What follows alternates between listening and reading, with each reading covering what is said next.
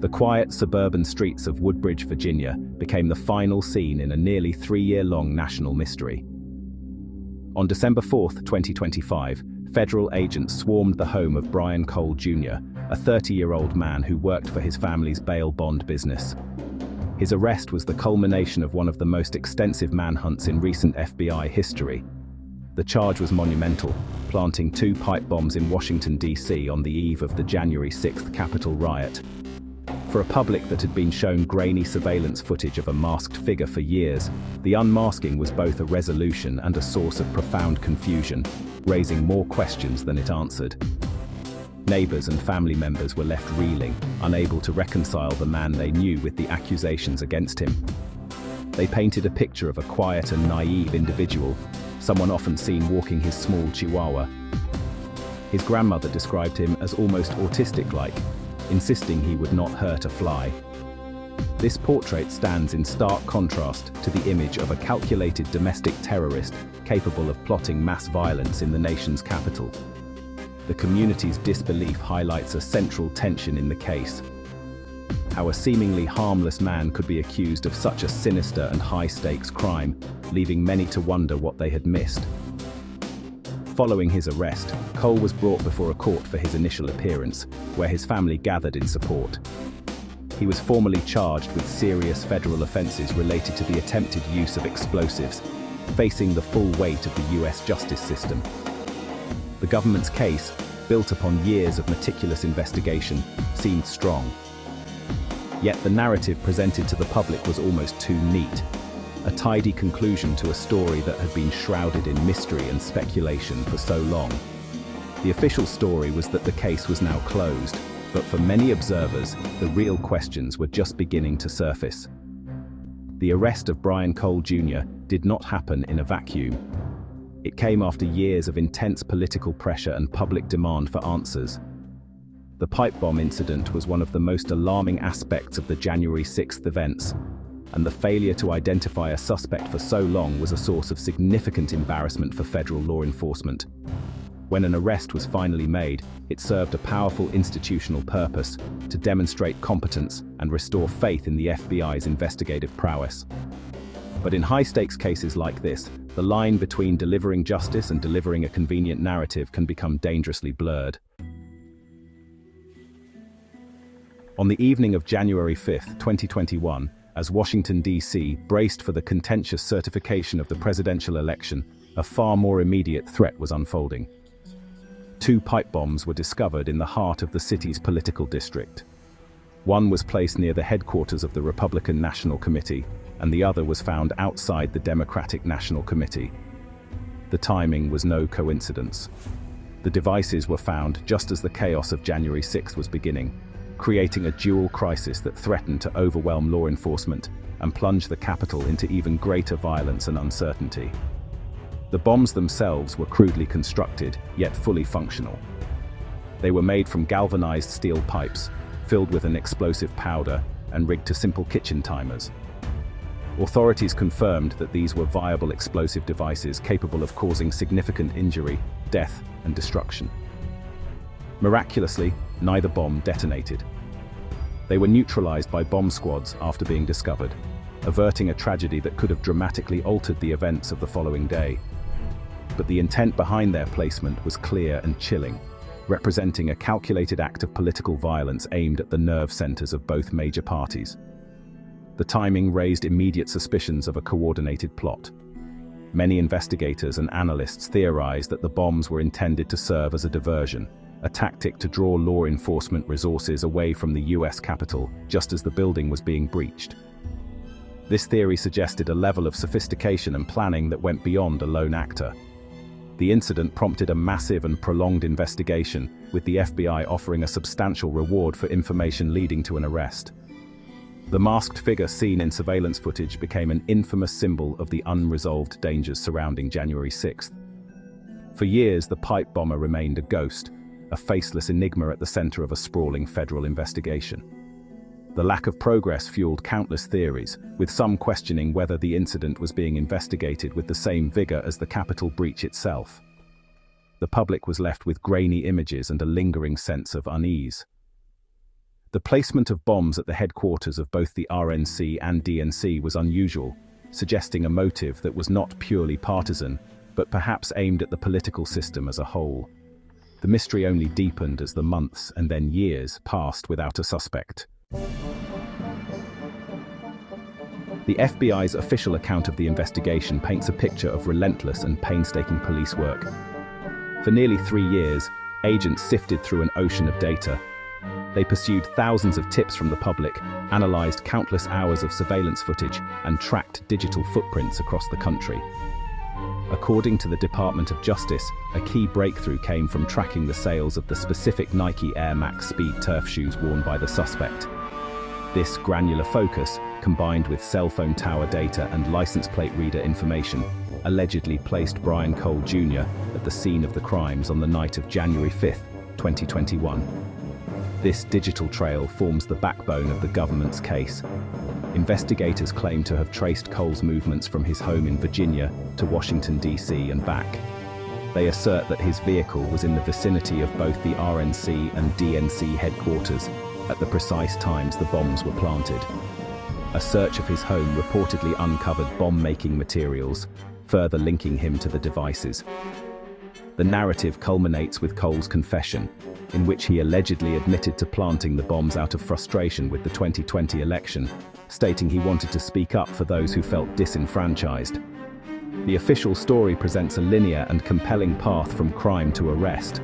Cole, angered by what he believed was a stolen election, decided to take matters into his own hands. He purchased the necessary materials, built the bombs, and placed them at the headquarters of the 2 political parties he held responsible for the nation's ills. His subsequent confession, according to the Justice Department, closed the loop, providing both a motive and an admission of guilt. In this telling, the FBI's methodical investigation successfully unmasked a dangerous domestic extremist and brought him to justice, closing a troubling chapter of the January 6th saga. However, the neatness of this narrative is precisely what has drawn scrutiny. After nearly 3 years of silence and apparent dead ends, the case was suddenly solved. The government presented a suspect, a motive, and a confession, all packaged for public consumption. This resolution conveniently arrived at a time when questions about the FBI's handling of the case were growing louder. While the evidence presented may seem strong on the surface, the story of how it was all pieced together leaves critical gaps. It relies heavily on digital surveillance and a confession obtained after the suspect was in custody, elements that demand a higher level of skepticism. Just as the official narrative surrounding Brian Cole Jr.'s arrest began to solidify, a dissenting voice emerged from within the law enforcement community. Kyle Seraphin, a former FBI special agent and whistleblower, cast serious doubt on the government's story. Seraphin, who has previously raised concerns about the politicization of the FBI, pointed to numerous inconsistencies and oddities in the pipe bomb investigation. He questioned the timeline of events and the handling of evidence, suggesting that the public was not being given the full picture. His claims challenge the very foundation of the case against Cole and demand closer examination. One of Seraphin's most explosive claims revolves around how the bombs were discovered. The official story is that a passerby discovered the device near the RNC. However, Seraphin alleges that the discovery was far from coincidental. He has suggested that the individual who found the bomb may have been directed to the location or had some prior knowledge. This raises troubling questions about whether the discovery was a staged event, orchestrated for reasons that remain unclear. If true, this would fundamentally alter the public's understanding of the incident and implicate other, unknown actors in the plot. Furthermore, Seraphin has highlighted significant problems with the surveillance footage that was released to the public. For years, the FBI shared grainy, low-quality clips of the suspect, making identification nearly impossible. Yet Seraphin and other critics argue that federal authorities in Washington, D.C. have access to one of the most sophisticated surveillance networks in the world. The idea that investigators could only obtain such poor quality footage from the area around the RNC and DNC headquarters strikes many as implausible. This discrepancy has fueled speculation that better quality footage exists, but has been withheld from the public. The whistleblower's intervention injects a critical dose of skepticism into the official narrative. It forces us to ask whether the investigation was as straightforward as the FBI claims. Seraphin's allegations suggest that key details may have been manipulated or concealed to fit a predetermined story. He questions why it took 3 years to identify a suspect who lived just a short drive from Washington, D.C., and whose digital footprint supposedly led directly to him. His perspective transforms the case from a simple story of a lone extremist into a complex puzzle involving potential evidence mishandling and a lack of transparency from federal agencies. The official narrative of the pipe bomb case, even with a confession in hand, is riddled with unsettling inconsistencies. The most glaring issue remains the quality of the surveillance video.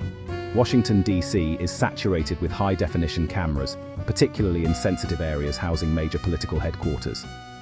Yet, for 3 years, the only evidence the public saw was blurry footage that made the suspect look like a phantom. Why was there no clearer video of the suspect's face, vehicle, or license plate?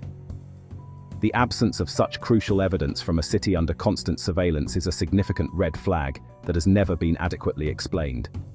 Another major point of contention is the discovery of the bombs themselves. The device near the DNC was reportedly found only after law enforcement was alerted to the one at the RNC. But according to some reports, the Secret Service had conducted a sweep of the area around Vice President-elect Kamala Harris's route to the DNC earlier that day and found nothing. Then, later, the bomb was discovered. How could a security sweep by the Secret Service miss a pipe bomb? This inconsistency raises serious questions about the timeline and the competence, or perhaps the truthfulness, of the agencies involved in the investigation. The handling of the evidence at the scene also invites scrutiny. The pipe bombs were viable, yet they did not detonate. The timers were simple kitchen timers, which are not notoriously reliable for precise coordination. Was the failure of both bombs a lucky coincidence, or was it by design? Furthermore, the decision to release limited information to the public for 3 years created an information vacuum that was filled with speculation. A more transparent process might have built public trust, but the secrecy surrounding the investigation has had the opposite effect, fostering suspicion that authorities have something to hide. Ultimately, the official story of Brian Cole Jr. as a lone wolf actor feels incomplete. It fails to account for the strange circumstances of the bomb's discovery, the poor quality of the surveillance footage, and the 3-year delay in identifying a local suspect. While Cole may have indeed confessed, confessions can be coerced, and they do not erase factual inconsistencies in the broader case. The narrative presented by the Justice Department provides a simple answer to a complex event, but it requires the public to ignore a trail of troubling and unanswered questions that point toward a more complicated truth. The arrest of Brian Cole Jr. closes one chapter of the January 6th pipe bomb mystery, but opens another, more unsettling one. The case against him may appear solid, built on digital forensics and a confession. However, the path to his arrest is clouded by inconsistencies, unanswered questions, and credible whistleblower allegations that challenge the official narrative. In matters of national security and domestic terrorism, the public is often asked to place its trust in institutions like the FBI. But trust cannot be demanded. It must be earned through transparency and accountability, two elements that appear to be sorely lacking in this investigation. The pressure on federal law enforcement to solve this case was immense. The pipe bombs represented a chilling escalation of political violence, and the failure to identify a suspect for so long was a significant institutional failure. In this context, the sudden and neat resolution of the case raises the specter of a, show arrest, an outcome designed to project competence and close a politically inconvenient file. Whether Brian Cole Jr. is the true and sole perpetrator or a convenient scapegoat, the way this investigation has been conducted undermines public confidence in the justice system's ability to uncover the truth without bias. This case serves as a critical reminder of the importance of a skeptical press and an engaged citizenry. It is the duty of journalists and the public to question official narratives, especially when they are presented without complete and verifiable evidence. The inconsistencies surrounding the surveillance footage, the discovery of the bombs, and the long delay in making an arrest are not minor details. They are fundamental problems that go to the heart of the case's credibility. Dismissing these concerns as conspiracy theories is a disservice to the pursuit of truth and allows powerful institutions to operate without sufficient oversight, which is a danger to any free society. Ultimately, justice requires more than just a conviction. It requires a process that is transparent, thorough, and fair. The full story of the January 5th pipe bombs has yet to be told, and it may never be known if the investigation continues to be shrouded in secrecy. The American public deserves to know not only who planted the bombs, but also whether the investigation into the incident was conducted honestly and without manipulation. Until those questions are answered, the case will remain a symbol of the deep and corrosive distrust that now defines the relationship between the government and the people it is supposed to serve.